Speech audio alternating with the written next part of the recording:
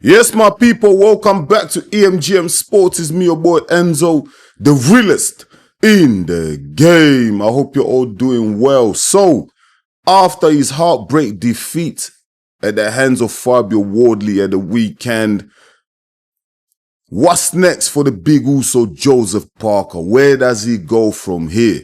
Now, me personally, I was thinking, you know what? Go back to New Zealand, have one or two domestic fights, just rebuild yourself back up again, get your confidence back up again, you know, and then see what the future holds. You know, there's still some big fights out there for Joseph Parker, but I thought maybe just another rebuild like he's done in the past. Whenever he's lost a big fight in the past, Joseph Parker always has another rebuild, you know, has a couple domestic fights just to build himself back up. But to my surprise, the big Uso, he done an interview with Ariel Helwani. Shout out to Ariel Helwani. He's a great interviewer. He always asks the questions that I would ask, you know, so he's a real one. He keeps it real. I like Ariel Helwani. Shout out to Ariel Helwani. Joseph Parker went on his show and he was like, nah, man, he wants all that smoke straight away. He's not trying to wait around or trying to rebuild. Nah, at the age of 33, he's at the prime of his career. You know what I mean? It's not like he took a massive beating against Fabio Wardley where he was knocked the F out and he was lying flat on the canvas. Do you know what I mean? Like, it wasn't that type of a defeat. The referee intervened, which I still hold my stance. You know, for me, it was a premature stoppage, early stoppage by the referee. Joseph Parker still had his faculties in check. He was weaving, you know, dodging all the punches that actually the referee, where by the time the referee jumped in to stop the fight, I mean, the punches were missing from Fabio Wardley. So for me, it was an early stoppage by the referee, Howard Foster. Terrible refereeing. He should never ever referee another fight ever again. You know, that's just my opinion, and I'm sure a lot of you guys and girls at home share the same sentiment. But Joseph Parker was saying that he wants to get back in that ring in the next couple of months against the big boys, man. Against the big boys, which I admire that sort of courage. I admire that we need more fighters like Joseph Parker to be around, because sometimes we see some of these big names, they'll lose someone like a Joshua or, you know, other big fighters out there. They'll lose a big fight and then, you know, they go in their shell. Do you know what I mean? They lose all confidence and, you know, they wanna go for a rebuild, fight some, you know, unknown names, you know, just to build their confidence back up. But for Joseph Parker, nah, he's not on to that. Now, I'm gonna play you the interview that Joseph Parker did with Ariel Helwani and what he said, some of the names that he mentioned, you know, and then we're gonna come back and we're gonna analyze it, and then I'm gonna give you my opinion on who Joseph Parker should fight next. So check this out. Usyk go down their own path and they fight each other. Who makes sense for you? Who do you think you'd get in 4 or 5 months from now? Who is there? There's Joshua. Yeah. There's Daniel Dubois. Yeah. Kabayel. Yeah. Who else is there? There's Herkovich. There's a few options out there. Yeah. I'm sure we can make a big fight happen with one of these top fighters. What if they try to do Moses? Yeah, anyone. I'm not really in the sport to be ducking and dodging and weaving. You're unbelievable. You're truly one of a kind. Listen, Moses is a young, talented, explosive, fast heavyweight. And it'll be a pleasure to share a ring with someone like that. Wow. So no restrictions, no stipulations. Whoever they bring to you, you're going to say yes. Yeah, because I don't want to be ducking and diving and waiting for too long for a fight. And a lot of fighters price themselves out, or they wait for long, or they say no to this fight, no to that fight.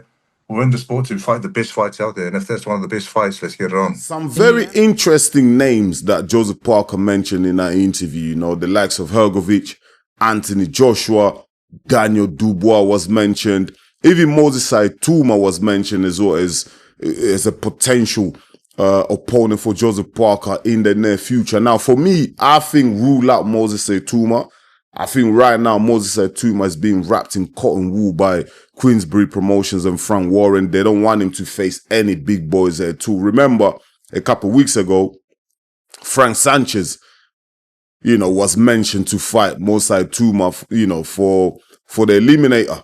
this was an eliminator for the winner could potentially fight Alexander Usyk, and we all thought that fight was gonna happen, and then they pulled him out. You know what I mean? Uncle Frank pulled out Moisés Itauma. He's like, nah, you're not fighting Frank Sanchez. Way too dangerous. So now it tells us that Moisés Itauma is not gonna fight any big names right now because they just wanna keep building him up. He's still a young prospect, 20 years old, so they don't want to take no risk with him. So Parker can forget about Moisés Itauma for now anyway. For me, the name that really stood out, the fight that I think is more likely to happen, is the fight that I want to see, is Daniel Dubois. Joseph Parker against Daniel Dubois, I think that's a fight that we all want to see. You know, Daniel Dubois this year in February, these two guys were meant to, do you know what I mean? We're meant to clash. They were meant to lock horns in Riyadh, man. That was Joseph Parker's title fight. That was his title shot, and they took it away from him. Daniel Dubois, lastminute.com, he fell ill. We still haven't seen the medical certificate. We've never heard anything about it. Do you know what I mean? That was sweat, you know, sweat under the carpet, whatever you say, water under the bridge. You know, and the Joseph Parker, and they are the reason why. Daniel Dubois is the reason why Joseph Parker is in this predicament right now. You know, because if Daniel Dubois, Uncle Frank, and Con Charles didn't pull that stunt back in February, you know, Joseph Parker could be world champion right now. He could be world champion right now. So they denied him the opportunity. I think it's only fair these two guys get in the ring. You know, set that shit up, get back, get in that ring and swing it out, man. Do you know what I mean? Lock horns, let's see who's the best out, both of them. I still maintain my stance that they ducked Joseph Parker back in February. You know, they looked at it, they thought, you know what, Parker is too much of a risk. You know, we don't want to risk Daniel Dubois, because 2 or 3 months later, Dubois was fighting Alexander Usyk for undisputed. So it was so premeditated, it was planned. That's just me, the way I observed the whole thing, the way the whole thing went, you know, the way Uncle Frank, Con Charles, you know, the way, you know, Daniel Dubois' father, the way they were moving, all of them, it just showed to me that they did duck Joseph Parker, you know, because they never had no intentions to reschedule or book that fight again. So their intentions was never to fight Parker. They bottled it last minute. They bottled it. So for me, that'll be a very good fight. And also, both fighters coming off losses. Parker just lost. Dubois, you know, got knocked out by Alexander Usyk. So it makes sense. It makes sense. And also for both fighters, if you're trying to get back into title contentions, you know, Joseph Parker, like I said, he's 33 years old. He's at the prime of his career. He had to wait a long time to get himself into position. I mean, he was mandatory for the last 2 years, and he never got a title shot. You know, he never got that title fight that he was craving, yeah? And unfortunately for him, lost at the weekend. Because Joseph Parker is a warrior, he took a risk. You know, he wanted to get more rounds. He didn't want to sit on the couch, because he could have sat on the couch and just waited for Alexander Usyk what he's going to do. But he didn't do that. He went out there like a true warrior, fought Fabio Wardley. And unfortunately, sometimes you take a risk and does it pay off?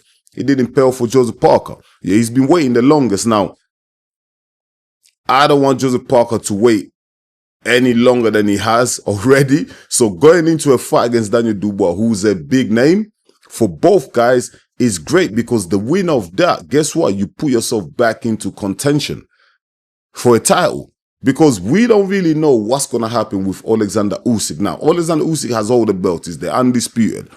But if he doesn't fight some of his mandatories, he might get stripped of some of those belts, or he has to vacate. If he can't defend the belts, he has to vacate. Now, once Usyk vacates or he gets stripped, a lot of these belts, they're going to be fragmented, man.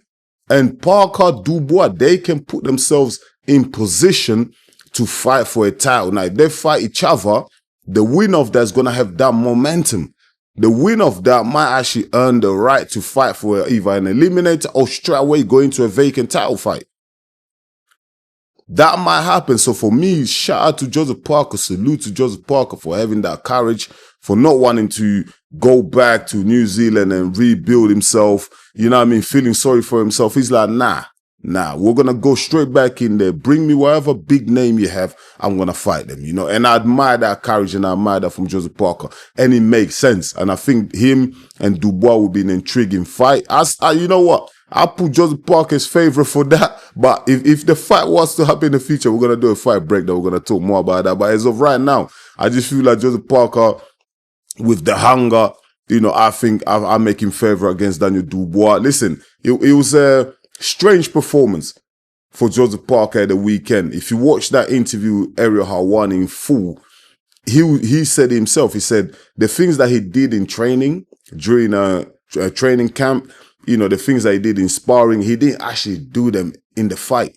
He went away from it. So little adjustments, small changes Joseph Parker can make in the future. Yeah, he's still a formidable force. So I have no issue with Joseph Parker at all. I have confidence in Joseph Parker that he can come back, bounce back, and get another dub, get another victory to put himself back in position. You know, because the last thing he wants to do is fight a couple of nobodies, because that's not really going to take him nowhere, right? He's 33 years old. He's in his prime. Might as well fight the big boys. And I like that from Joseph Parker. Other names mentioned as well quickly before I wrap it up. Hrgovic. I think that's a big fight as well. Hrgovic he's on a good, decent winning streak. He beat Joe Joyce. He beat David Adelaide. So, you know, he's on a little win streak as well. A fight against Joseph Parker, stylistically, I think that would be intriguing. Very interesting fight. I would love to break that down. Another name you mentioned as well, Anthony Joshua. Now, obviously, Parker's lost to Joshua in the past. It's a fight that's always been talked about. Parker's willing to entertain it because he wants to get that revenge against Anthony Joshua. But I don't think that fight happens simply because Anthony Joshua has other plans. You know, Anthony Joshua, he's on the rebuild. He's on another path. You know, he's probably going to have a couple of gimme fights, couple of tune-ups before he goes back into a big fight. I don't think Anthony Joshua's going to come back straight away and fight a Joseph Parker. Too risky. Eddie Hearn is just not going to take that chance. So forget Anthony Joshua. The most likely fights are Daniel Dubois and most possibly Filip Hrgovic. Those fights can happen. But my people, let me know in the comments, man. Who do you think should fight Joseph Parker next? What's his next fight? Who do you think? For me personally, I like the Dubois fight. But will Daniel Dubois take it? Would Uncle Frank risk Daniel Dubois taking another beating? I mean, he's 27, 28, still has a future, long future in the heavyweight division, still could win a title again. Would Uncle Frank want to risk that, or would they duck once more? For me, that's the fight to make. I wouldn't mind the Filip Hrgovic either. But let me know your thoughts in the comments, my people. I'll really appreciate it. Once again, thank you so much for watching EMGM Sports. It's me, your boy Enzo, the realest in the game. Please don't forget to smash the likes. And if you're new to the channel, please go ahead and subscribe, because you're really going to help us to grow. I'll be back real soon with another one. Until then, stay blessed, my people. Peace.